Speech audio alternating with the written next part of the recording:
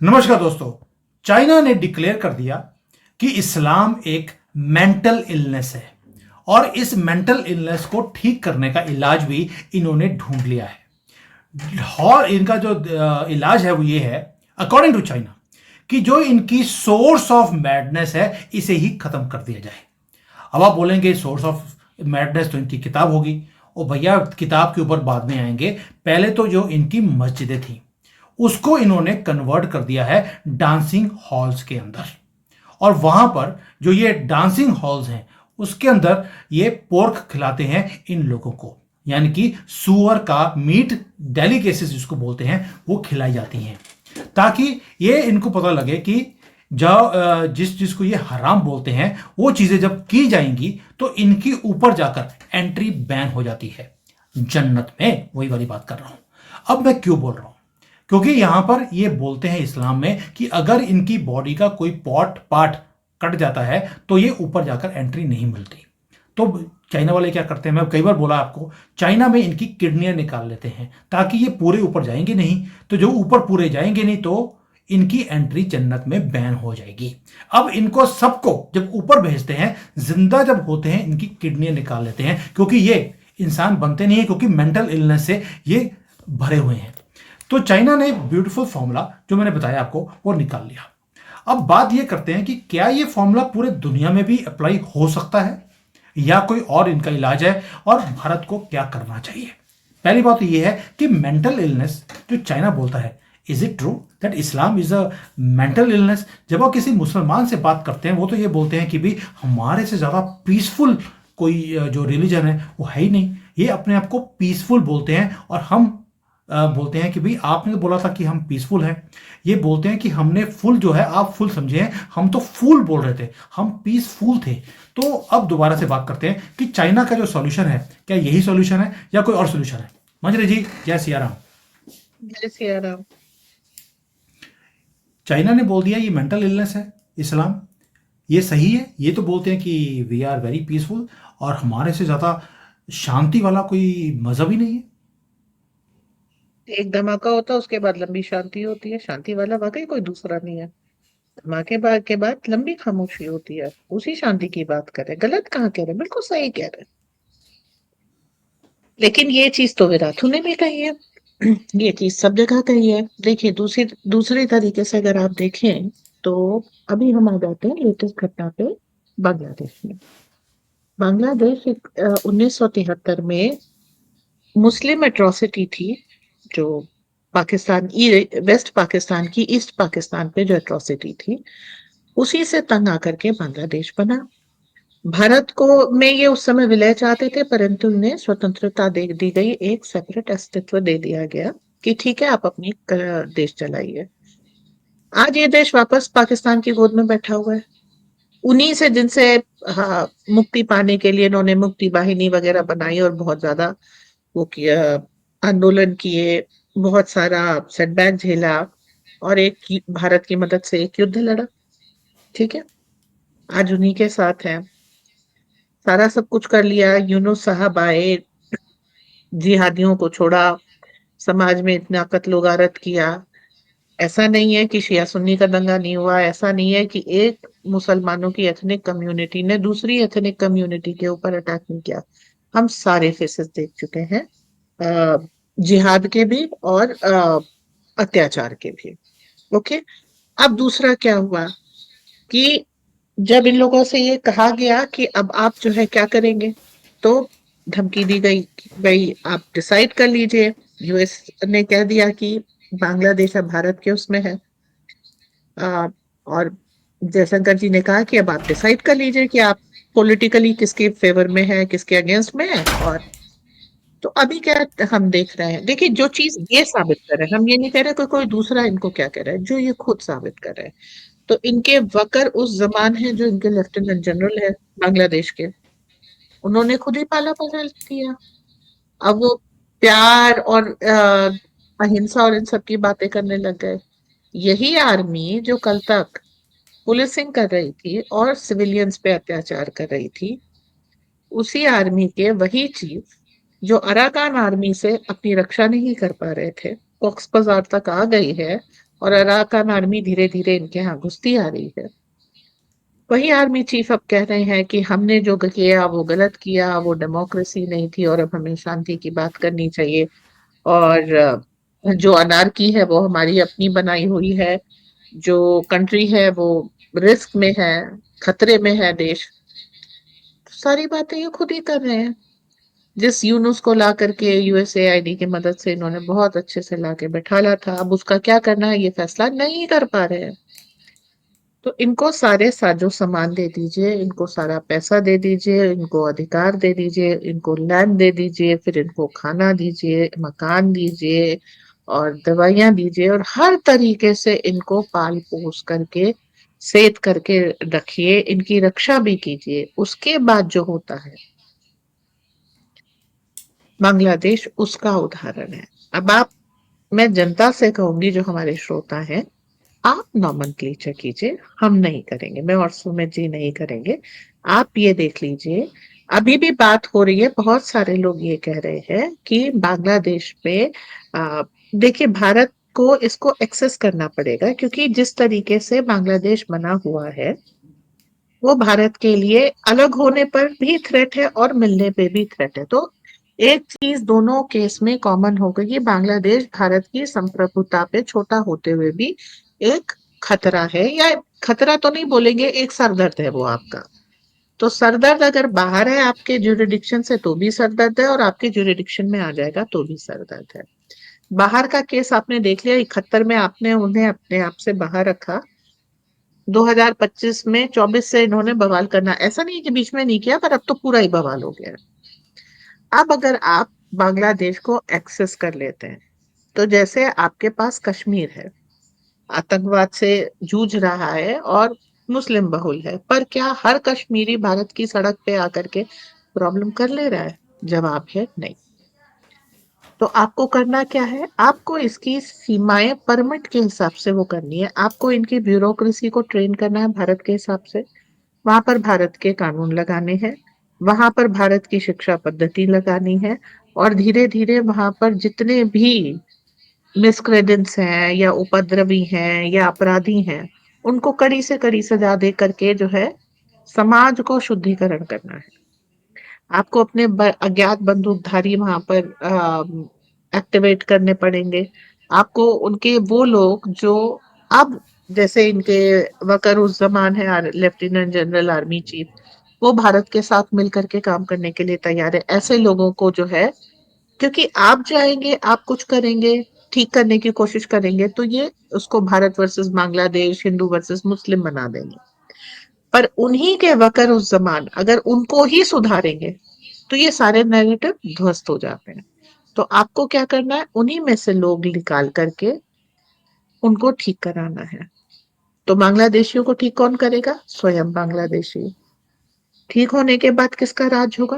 भारत का। क्योंकि अगर इनको सेल्फ रूल पे छोड़ दिया जाएगा, फिर 10-20 साल में ये उसी जगह खड़े होंगे, हाथ में कटोरा लेके और जिहाद जिहाद करते हुए। तो पाकिस्तान का भी यही इलाज है, आपको एनेक्स करना ही पड़ेगा। लेकिन एनेक्स करने के साथ जो लोग कहते हैं कि संख्या बढ़ जाएगी, साहब, जब से पाकिस्तान बना है तब से भारत के लिए सरदर्द है, तब से भारत के लिए खतरा है। इतने आक्रमण कर चुका है, अंदर रहेगा, आपके जुरिडिक्शन में रहेगा, आपके कानून लगेंगे, आप उनके सारे लॉन्च पैड नष्ट कर सकते हैं, आप उनकी सारी जिहादी तंजीमें खत्म कर सकते हैं, आप उनके सारे जिहादियों को फांसी दे सकते हैं। लखवी हो, हाफिज सईद हो, उसको पकड़ने के लिए आपको जाना नहीं है, वो आपके पास है, उठाइए और फांसी दे दीजिए, इनके अपराध सिद्ध हैं। तो आप क्या कर सकते हैं, आप उस समाज में इस तरह के तत्वों को हटा करके एक क्लेंजिंग, एक साफ सफाई कर सकते हैं। ये सारी सफाई होने के बाद फिर आप जो है जैसे वहां पर एक लॉ है कि अगर हिंदू लड़की को कोई मुसलमान उठा ले गया तो हिंदू लड़की को उसके माता पिता को वापस नहीं करते। आप इस तरह के कानून बदल सकते हैं, जो वहां की लड़कियां उठ रही हैं उनको आप रोक सकते हैं, उनकी सुरक्षा कर सकते हैं। तो थोड़ा सा अपनी जिम्मेदारी समझ के कि हर बार उनको वहां से बुला करके यहाँ पे नागरिकता देने की। अच्छा, जब पाकिस्तान का यहाँ के मुसलमान हश्र देख रहे हैं तो आपको लगता नहीं है कि उनके अंदर से वो दहशत मचाने की जो एक सुरूर उठता है वो कम होगा? वो देख रहे हैं कि हमने पाकिस्तान हंस के लिया, ठीक, एक हमने डायरेक्ट एक्शन डे किया और उसके बाद हमको पाकिस्तान मिल गया, आराम से मिल गया। चला पाए?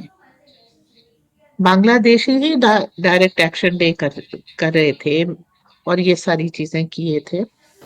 वो अपना देश, उनको बांग्लादेश मिल गया तो क्या वो उसको चला पाए? आज वो डायरेक्ट एक्शन डे हो रहा है, उसी बांग्लादेश के अंदर हो रहा है, उन्हीं के अपने लोगों के साथ हो रहा है।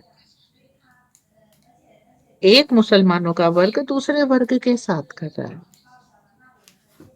हिंदुओं के ऊपर गोली लगा दागने से पहले इन्होंने आपस में किया है। और यही चीज जो है आगे भी चलती रहेगी अगर इसको रोका नहीं गया।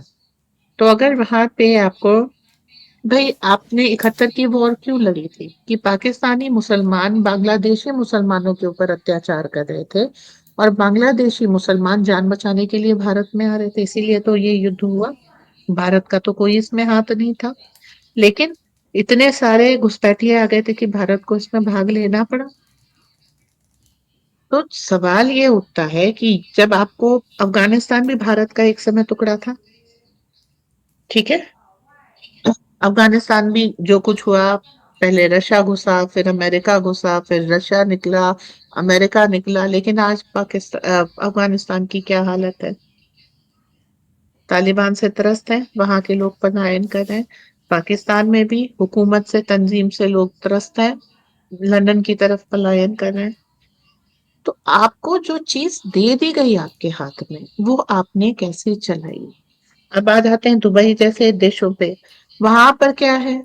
वहां पर उन्होंने दूसरे लोगों से कॉन्ट्रैक्ट किया और अपने रास्ते बदले, आज वो सुखी हैं, ठीक है। लेकिन उसका भी एक ही वर्ग सुखी है, जिन्होंने बदलाव को एक्सेप्ट किया। जो अभी भी 1400 साल पुराने नियमों पे चल रहे हैं, वो अभी भी गरीब है और दुखी है। आपने देख लिया, हमास का सफाया हो गया, हिजबुल्लाह का लगभग सफाया हो गया, हूती अभी भी फायर झेल रहे हैं। तो आप जितनी भी अलकायदा का सफाया हो रहा, आईसिस का सफाया हो रहा, आपने आईएस केपी बना दिया, कोई वो भी जो है बहुत इफेक्टिव नहीं है। एक और विश्व के सबसे बड़े मुसलमान आबादी वाले देश इंडोनेशिया पे आ जाते हैं। थ्रेट इतना था, जो भी कंडीशन थी चाइना की तरफ से, वो किसके पाले में आए? भारत के पाले में आए। डीएनए के किसका निकला? भारत का निकला। संस्कृति कौन सी अपना रहे हैं? भारत की अपना रहे हैं। वे फॉरवर्ड क्या है? भारत का है। आप क्या कर रहे हैं? उनके राजनयिकों को आप ट्रेन कर रहे हैं, वहां पे रेलवे आप बना रहे हैं, सामरिक सुरक्षा आप दे रहे हैं, नेवी आप दे रहे हैं। जब कोविड के समय आपने इंजेक्शंस दिए, आपने दवा दी, आपने खाना दिया, हर आपदा में आपने साथ दिया। तो अब वो कह रहे हैं कि भारत के साथ विलय होने में फायदा है, भारत के साथ चलने में फायदा है, हमारा डीएनए भारतीय है। तो या तो इस बुद्धिमत्ता से चलिए आप, या बांग्लादेशी बनिए। म- तो आपको आना तो इंडोनेशिया के पैटर्न पे पड़ेगा। मंजरी जी, आपने देख लिया कि कोविड के टाइम पे सबसे ज़्यादा बांग्लादेश की हेल्प हमने करी। ये इनका डीएनए चेंज नहीं हो सकता। आज इंडोनेशिया वालों को हमारी मदद की ज़रूरत है। आज उन्होंने बोल दिया हमारा डीएनए भारत का है।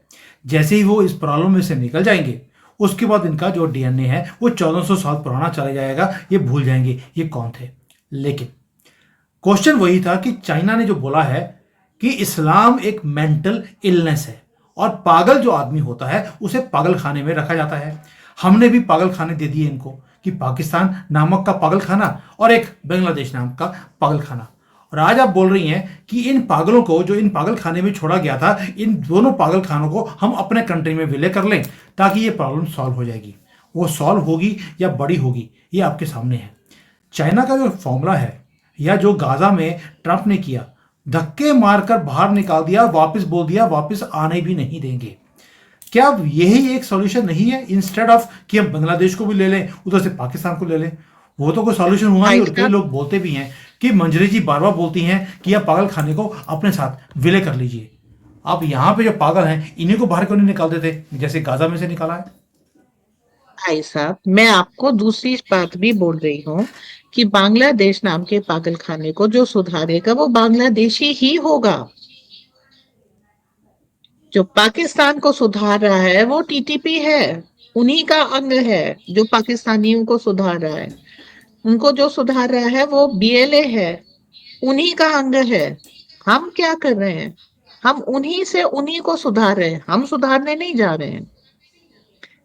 बांग्लादेश में जो कू होने की संभावना है, जो सारी चीजें हैं वो स्प्लिट हो रहे हैं। जब आपके देश में, किसी भी देश में इस तरह से एनार्की हो जाती है तो बहुत सारे धड़े खड़े हो जाते हैं कि आगे की सत्ता हम ले लेते हैं, या इतना हिस्से पे 10 किलोमीटर पे भी मेरा हिस्सा है, कब्जा है, तो इस 10 किलोमीटर को ये मेरा हो गया, ये स्वतंत्र देश हो गया, इसका राजा मैं हूं।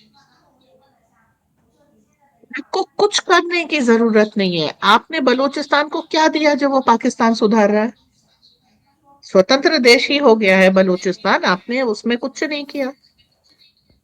जो तालिबान है वो पाकिस्तानियों के विरोधी हैं, आपने क्या किया?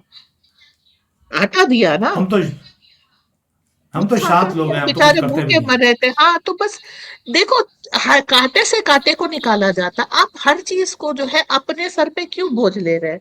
कुछ रिस्पॉन्सिबिलिटीज होती हैं जिनको डेलीगेट कर दिया जाता है। तो आगे की जो रिस्पॉन्सिबिलिटी है, बांग्लादेश के अंदर बुद्धि ठूसने की जो रिस्पॉन्सिबिलिटी है, हम वकार उस जमान को डेलीगेट कर देते हैं। ठीक है, चलो सुधारो इनको। अब वो सुधारेगा, लेकिन अगर आप उस बंदे के ऊपर प्रेशर नहीं वो करेंगे तो वो क्या करेगा? ग्रेटर बांग्लादेश बनाएंगे, बंगाल ले लेंगे, उड़ीसा ले लेंगे, फिर वो वहां पे मीटिंग करेगा, यहाँ के लोग जाएंगे, फिर यहाँ पे बम विस्फोट होंगे। क्या फायदा? आपने क्या हम्म। किया? उस बंदे के ऊपर प्रेशर बनाया, बांग्लादेश तुम सुधारोगे, वरना तुमको हम सुधारेंगे। ठीक है, तो उड़ीसा बंगाल से जो जाने वाले थे वो चक्कर खत्म हो गया। उनकी ट्रेनिंग नहीं होगी, उनको कोई वेपनाइज नहीं करेगा, उनको कोई पैसे नहीं देगा, तो उड़ीसा और बंगाल जहां था वहीं शांत रहेगा। फिर जमान साहब अपने देश को सुधारेंगे। तो आपको प्रेशर बना के तो ये काम करना पड़ेगा, ये आपके लिए जन्नत से हूर आकर के नहीं कराएगी। और अपनी रिस्पॉन्सिबिलिटी देखो, एक चीज होती है कि ये नाली जाम हो गई है, भाई साहब आपके घर में नाली जाम हुई है, हाँ जी, बदबू मार रही है, हाँ जी, तो खोलेगा कौन? आप ही तो खोलेंगे। अब अगर इस रिस्पॉन्सिबिलिटी से आप भाग जाएं, तो आपको क्या लगता है सॉल्यूशन मिल गया भागने से? कहाँ भागोगे? I fully understand, fully understand this what you saying. अब जो आपने बोला है कि ये फॉर्मूला जो है आपने बताया है, I agree to it. The only thing is कि कब हम इसको इम्प्लीमेंट करेंगे। मैं हमेशा बोलता हूँ, जो ट्रंप ने आज गाजा में किया है, जो चाइना ने यहाँ पर जो डिक्लेरेशन कर दिया कि इस्लाम एक मेंटल इलनेस है और इस मेंटल इलनेस को ठीक एक ही तरीके से किया जाता है, इनके सोर्स को आप खत्म कर दीजिए। मैं अभी किताब पर नहीं आया हूं। किताब में 134 तरह के 134 तरह के जिहाद बताए गए हैं। वो जो जिहाद की इन्होंने वर्ड्स को काट दिया, किताब बहुत छोटी सी रह गई। मैं सुना है 2 पेज की किताब रह गई है, एक कवर है और इसका बैक साइड है, अंदर कुछ था ही नहीं। तो आप समझ सकते हैं कि इसकी सोर्स को ही खत्म कर दिया और इनको भी समझा दिया कि भैया तुम पागल खाने में रहना चाहते हो तो कोई बात नहीं, कॉन्सेंट्रेशन कैंप्स आपके लिए तैयार है। तो चाइना का फॉर्मूला है, दूसरा गाजा का फॉर्मूला है, तीसरा मंजरी जी ने बोल दिया कि इन पागल खानों को आप अपने कंट्री में संभालिए और वहां के जो कोई बड़ा पागल होगा उसको बोले कि तुम अपने छोटे पागलों को तुम ठीक करो, तुम्हें जो फैसिलिटी चाहिए वो हम देते हैं, वरना तुम्हें हम सीधा कर देंगे। उसके हिसाब से, क्योंकि मंजरी के हिसाब से ये फॉर्मूला एक सेट है। नाउ आप जो सुन रहे हैं, आपको क्या लगता है? ट्रंप का फॉर्मूला सही है, गाजा खाली करो, जहां मर्जी दफा हो। दूसरा चाइना का, किडनी निकाल लो, ताकि पहली बात ये होगा कि जब ऊपर जाएंगे तो आपको जन्नत की जगह नहीं मिलेगी, क्योंकि आपकी किडनी निकाल ली गई है। इनकी किताब में लिखा है कि आपको ऊपर पहुंचना है, पूरे आधे पीटे पहुंचे तो आपको कुछ नहीं मिलेगा। और तीसरा है मंजरी जी वाला कि पागल खाने में ये पागल ठीक नहीं हो सकते, इस पागल खाने को अपने कंट्री में आप संभाल लीजिए और वहां पे उन्हीं के लोगों को बोलिए इन पागलों को ठीक किया जाए, जैसे आप आज की डेट में कश्मीर में ठीक कर रहे हैं। तो अब आप, आपका फैसला आपके ऊपर। मैंने तीनों फॉर्मूले आपके सामने रख दिए मैं किसके साथ खड़ा हूं वो मुझे बताने की जरूरत नहीं है। चाइना में बैठा हूं और जो मैं ब्यूटीफुल फॉर्मूला इनके ऊपर अप्लाई करता हुआ देखता हूं, भाई मैं बता नहीं सकता। बट फैसला आपका। मंजरी जी, थैंक यू सो मच। जय हिंद, जय सिया राम। जय हिंद, जय सिया राम।